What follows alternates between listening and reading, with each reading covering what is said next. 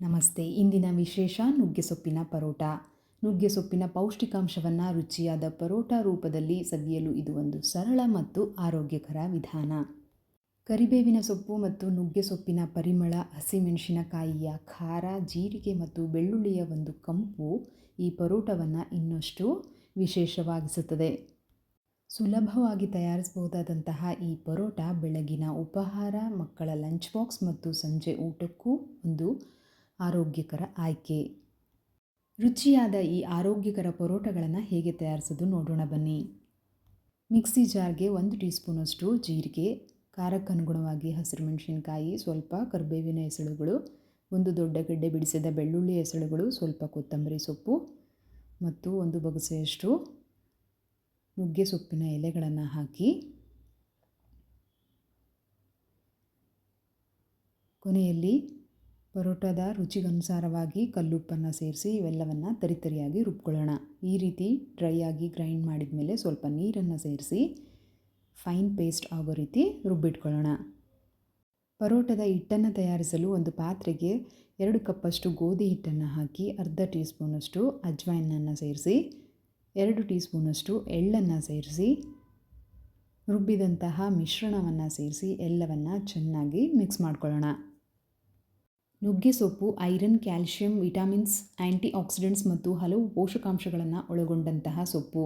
ಈ ಸೊಪ್ಪನ್ನು ನಾವು ನಮ್ಮ ದೈನಂದಿನ ಆಹಾರ ಕ್ರಮದಲ್ಲಿ ಒಂದಲ್ಲ ಒಂದು ರೀತಿಯಲ್ಲಿ ಬಳಸಲೇಬೇಕು. ರುಬ್ಬಿದಂತಹ ಪೇಸ್ಟ್ ಜೊತೆ ಇನ್ನೂ ಸ್ವಲ್ಪ ನೀರನ್ನು ಸೇರಿಸಿ ಹಿಟ್ಟನ್ನು ನಾದ್ಕೊಳ್ಳೋಣ. ಈ ಒಂದು ಕನ್ಸಿಸ್ಟೆನ್ಸಿಗೆ ಹಿಟ್ಟನ್ನು ಚೆನ್ನಾಗಿ ನಾದಿದ ಮೇಲೆ ಸ್ವಲ್ಪ ಎಣ್ಣೆಯನ್ನು ಸೇರಿಸಿ ಮತ್ತೊಮ್ಮೆ ಎಲ್ಲವನ್ನು ಚೆನ್ನಾಗಿ ಮಿಕ್ಸ್ ಮಾಡ್ಕೊಳ್ಳೋಣ. ಈ ರೀತಿ ಚೆನ್ನಾಗಿ ಹಿಟ್ಟನ್ನು ಕಲಿಸ್ಕೊಳ್ಳೋದ್ರಿಂದ ಪರೋಟಗಳು ಕಿತ್ತೋಗುವ ಒಂದು ಸಮಸ್ಯೆ ಇರೋದಿಲ್ಲ ಮತ್ತು ಸಾಫ್ಟಾಗಿ ಕೂಡ ಬರುತ್ತೆ. ತುಂಬ ಗಟ್ಟಿಯಾಗಿ ಹಿಟ್ಟನ್ನು ಕಲಿಸ್ಕೊಳ್ಳೋದ್ರಿಂದ ಪರೋಟಗಳು ಹಾರ್ಡ್ ಆಗುತ್ತೆ. ಹಾಗಾಗಿ ಈ ಒಂದು ಸಾಫ್ಟ್ ಕನ್ಸಿಸ್ಟೆನ್ಸಿಯಲ್ಲೇ ನಾವು ಹಿಟ್ಟನ್ನು ತಯಾರಿಸ್ಕೋಬೇಕು. ನಂತರ ಒಂದು ಮಣೆ ಮೇಲೆ ಸ್ವಲ್ಪ ಒಣ ಹಿಟ್ಟನ್ನು ಹಾಕಿ ಈ ರೀತಿ ನಮಗೆಷ್ಟು ಪರೋಟಗಳು ಬೇಕೋ ಅಷ್ಟು ಬಿಲ್ಲೆಗಳನ್ನು ತಯಾರಿಸಿಟ್ಕೊಳ್ಳೋಣ. ಈ ರೀತಿ ಮೊದಲೇ ಬಿಲ್ಲೆಗಳನ್ನು ತಯಾರಿಸಿ ಎತ್ತಿಡೋದ್ರಿಂದ ನಮ್ಮ ಎಲ್ಲ ಪರೋಟಗಳು ಒಂದೇ ಸೈಜ್ಗೆ ಇರುತ್ತೆ. ಇಲ್ಲಾಂದರೆ ಒಂದು ದೊಡ್ಡದು ಒಂದು ಚಿಕ್ಕದು ಆಗುವ ಸಾಧ್ಯತೆಗಳಿರುತ್ತೆ. ಈ ರೀತಿ ಮೊದಲೇ ಬಿಲ್ಲೆಗಳನ್ನು ಮಾಡಿ ಎತ್ತಿಟ್ಕೊಳ್ಳೋದ್ರಿಂದ ಪರೋಟ ಮಾಡುವಾಗ ನಮಗೆ ಹೆಚ್ಚು ಸಮಯ ಬೇಕಾಗೋದಿಲ್ಲ, ಬೇಗ ಆಗೋಗುತ್ತೆ. ನಾನು ತೆಗೆದುಕೊಂಡಂತಹ ಹಿಟ್ಟಿನ ಪ್ರಮಾಣಕ್ಕೆ ನನಗಿಲ್ಲಿ 21 ಪರೋಟದ ಉಂಡೆಗಳು ತಯಾರಾಗಿದೆ. ಈಗ ಒಂದು ಮಣೆ ಮೇಲೆ ಸ್ವಲ್ಪ ಒಣ ಹಿಟ್ಟನ್ನು ಹಾಕ್ಕೊಂಡು ಈ ರೀತಿ ಪರೋಟಗಳನ್ನು ಲಟ್ಟಿಸ್ಕೊತಾ ಇದ್ದೀನಿ. ನಿಮಗೆ ಹಿಟ್ಟು ಬೇಡ ಅಂತ ಹೇಳಿದರೆ ನೀವು ಎಣ್ಣೆಯಲ್ಲಿ ಕೂಡ ಪರೋಟಗಳನ್ನು ಲಟ್ಟಿಸ್ಕೋಬಹುದು. ಅದಕ್ಕೆ ಒಂದು ಹೋಳಿಗೆ ಎಲೆ ಅಥವಾ ಕವರ್ ಮೇಲೆ ನೀವು ಪರೋಟಗಳನ್ನು ಲಟ್ಟಿಸ್ಕೋಬಹುದು. ನನಗೆ ಎಣ್ಣೆ ಬೇಡ ಅಂತ ನಾನು ಹಿಟ್ಟಿನಲ್ಲಿ ಪರೋಟಗಳನ್ನು ಲಟ್ಟಿಸ್ಕೋತಾ ಇದ್ದೀನಿ. ನೀವು ಹಿಟ್ಟಲ್ಲಿ ಪರೋಟಗಳನ್ನು ಲಟ್ಟಿಸುವಾಗ ಹೆಚ್ಚಾಗಿ ಹಿಟ್ಟನ್ನು ಉಪಯೋಗಿಸಿದ್ರೆ ಪರೋಟಗಳು ಮತ್ತೆ ಹಾರ್ಡ್ ಆಗುತ್ತೆ. ಆದ್ದರಿಂದ ಎಷ್ಟು ಬೇಕೋ ಅಷ್ಟೇ ಹಿಟ್ಟನ್ನು ಸೇರಿಸಿ ಪರೋಟಗಳನ್ನು ಲಟ್ಟಿಸ್ಕೋಬೇಕು. ಪರೋಟಗಳನ್ನು ನಾವು ಯಾವಾಗಲೂ ಚಪಾತಿಗಿಂತ ಸ್ವಲ್ಪ ದಪ್ಪವಾಗಿಯೇ ಲಟ್ಟಿಸ್ಕೋಬೇಕು, ಇಲ್ಲ ಅಂದರೆ ಪರೋಟಗಳು ಹಾರ್ಡ್ ಆಗುತ್ತೆ. ನಾವು ಈ ಪರೋಟ ತಯಾರಿಕೆಯಲ್ಲಿ ಆದಷ್ಟು ಎಳೆಯದಾದಂತಹ ನುಗ್ಗೆ ಸೊಪ್ಪನ್ನೇ ಆಯ್ಕೆ ಮಾಡ್ಕೋಬೇಕು. ಯಾಕಂದರೆ ಬಲಿತಂತಹ ನುಗ್ಗೆ ಸೊಪ್ಪಲ್ಲಿ ಅತಿ ಹೆಚ್ಚಿನ ಫೈಬರ್ ಕಂಟೆಂಟ್ ಇರೋದ್ರಿಂದ ಆ ಒಂದು ಫೈಬರ್ ಕಂಟೆಂಟ್ ಪರೋಟಗಳನ್ನು ಹಾರ್ಡ್ ಆಗುವಂತೆ ಮಾಡುತ್ತೆ. ನಾವು ಅತಿ ಎಳೆಯದಾದಂತಹ ನುಗ್ಗೆ ಸೊಪ್ಪನ್ನು ಆಯ್ಕೆ ಮಾಡಿಕೊಂಡು ಅದನ್ನು ಫೈನ್ ಪೇಸ್ಟ್ ಆಗಿ ರುಬ್ಕೊಳ್ಳೋದು ಈ ಒಂದು ಪರೋಟ ತಯಾರಿಕೆಯ ಅತಿ ಮುಖ್ಯ ಭಾಗ ಅಂತಲೇ ಹೇಳ್ಬೋದು. ನಾವು ಈ ಪರೋಟಗಳ ಮೇಲೆ ಸ್ವಲ್ಪ ಎಣ್ಣೆಯನ್ನು ಹಾಕಿ ಚೆನ್ನಾಗಿ ಸವರಿ ಮಡಚಿ ಲೇಯರ್ಡ್ ಪರೋಟಗಳನ್ನು ತಯಾರಿಸೋದ್ರಿಂದ ಈ ಪರೋಟಗಳಿಗಿಂತ ಆ ಪರೋಟಗಳ ಟೆಕ್ಸ್ಚರ್ ಸಾಫ್ಟಾಗಿರುತ್ತೆ.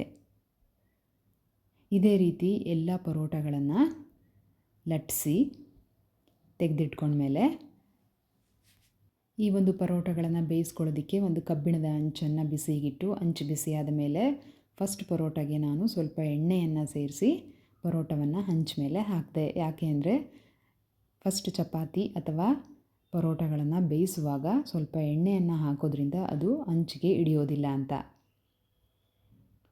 ಸ್ವಲ್ಪ ಬೆಂದಾದ ಮೇಲೆ ನಾನು ಬೆಣ್ಣೆಯನ್ನು ಹಾಕಿ ಈ ರೀತಿ ಪರೋಟಗಳನ್ನು ಬೇಯಿಸ್ಕೊತಾ ಇದ್ದೀನಿ. ಪರೋಟಗಳನ್ನು ನಾವು ಯಾವುದೇ ಕಾರಣಕ್ಕೂ ಮೀಡಿಯಮ್ ಫ್ಲೇಮ್ ಅಥವಾ ಲೋ ಫ್ಲೇಮಲ್ಲಿ ಬೇಯಿಸಬಾರ್ದು. ಆ ರೀತಿಯಾಗಿ ಬೇಯಿಸೋದ್ರಿಂದ ಕೂಡ ಪರೋಟಗಳು ಹಾರ್ಡ್ ಆಗುತ್ತೆ. ನಾವು ಯಾವತ್ತೂ ಹೈ ಫ್ಲೇಮಲ್ಲೇ ಪರೋಟಗಳನ್ನು ಬೇಯಿಸೋದ್ರಿಂದ ಪರೋಟಗಳು ಬೇಗನೆ ಈವನ್ನಾಗಿ ಬೇಯುತ್ತೆ ಮತ್ತು ಹಾರ್ಡ್ ಆಗುವ ಒಂದು ಸಾಧ್ಯತೆ ತುಂಬ ಕಡಿಮೆ ಇರುತ್ತೆ. ತಯಾರಿಸಿದಂತಹ ಈ ಪರೋಟಗಳು ತುಂಬ ಹೊತ್ತು ಸಾಫ್ಟಾಗಿಯೇ ಇರಬೇಕು ಅಂದರೆ ನಾವು ಬೇಯಿಸಿದ ತಕ್ಷಣ ಅವುಗಳನ್ನು ಗಾಳಿಗೆ ಇಡದೆ ಒಂದು ಬಾಕ್ಸಲ್ಲಿ ಗಾಳಿ ಆಡದಂತೆ ಎತ್ತಿ ಇಡೋದ್ರಿಂದ ಅವುಗಳು ತುಂಬ ಹೊತ್ತು ಸಾಫ್ಟಾಗಿಯೇ ಇರುತ್ತೆ. ನೀವು ಬೆಣ್ಣೆ ಬೇಡ ಅಂತ ಹೇಳಿದರೆ ಎಣ್ಣೆಯಲ್ಲೂ ಸಹ ಈ ಒಂದು ಪರೋಟಗಳನ್ನು ಬೇಯಿಸ್ಕೋಬಹುದು. ಆದರೆ ಎಣ್ಣೆಗಿಂತ ಬೆಣ್ಣೆಯ ಒಂದು ಟೇಸ್ಟ್ ವಿಭಿನ್ನ ಮತ್ತು ವಿಶೇಷವಾಗಿರುತ್ತೆ. ಬೆಣ್ಣೆಯನ್ನು ಬಳಸುವಾಗ ಯಾವುದೇ ಕಾರಣಕ್ಕೂ ಅಂಚಿನ ಮೇಲೆ ಡೈರೆಕ್ಟಾಗಿ ನಾವು ಬೆಣ್ಣೆಯನ್ನು ಹಾಕಬಾರ್ದು. ಈ ರೀತಿ ಪರೋಟಗಳು ಸಂಪೂರ್ಣವಾಗಿ ಬೆಂದ ಮೇಲೆ ಅದರ ಮೇಲೆ ಬೆಣ್ಣೆಯನ್ನು ಸವರಿ ಫೋಲ್ಡ್ ಮಾಡಿ ಎತ್ತಿಡಬೇಕು. ನಮಗೆ ಎಣ್ಣೆ ಮತ್ತು ಬೆಣ್ಣೆ ಎರಡೂ ಬೇಡ ಅಂತ ಹೇಳುವವರು ಕೊನೆಯಲ್ಲಿ ಸ್ವಲ್ಪ ತುಪ್ಪವನ್ನು ಹಾಕಿ ಪರೋಟಗಳನ್ನು ಎತ್ತಿ ಇಡೋದ್ರಿಂದ ಅದು ಟೇಸ್ಟ್ ಕೂಡ ಚೆನ್ನಾಗಿರುತ್ತೆ ಮತ್ತು ಆರೋಗ್ಯಕರವಾಗಿ ಕೂಡ ಇರುತ್ತೆ. ಇದೇ ರೀತಿ ಎಲ್ಲ ಪರೋಟಗಳನ್ನು ಹದವಾಗಿ ಬೇಯಿಸೋದ್ರಿಂದ ಆರೋಗ್ಯಕರ ರುಚಿಕರ ನುಗ್ಗೆ ಸೊಪ್ಪಿನ ಪರೋಟಗಳು ಸಿದ್ಧವಾಗುತ್ತೆ. ಈ ಒಂದು ಪರೋಟಗಳನ್ನು ನಾವು ಮೊಸರು, ಕಪ್ಪು ಕಾಳು ಮೆಣಸಿನ ಪುಡಿ ಮತ್ತು ಕಪ್ಪು ಉಪ್ಪಿನೊಂದಿಗೆ ಸವಿದ್ರೆ ಅದರ ರುಚಿ ಇನ್ನೂ ಚೆನ್ನಾಗಿರುತ್ತೆ.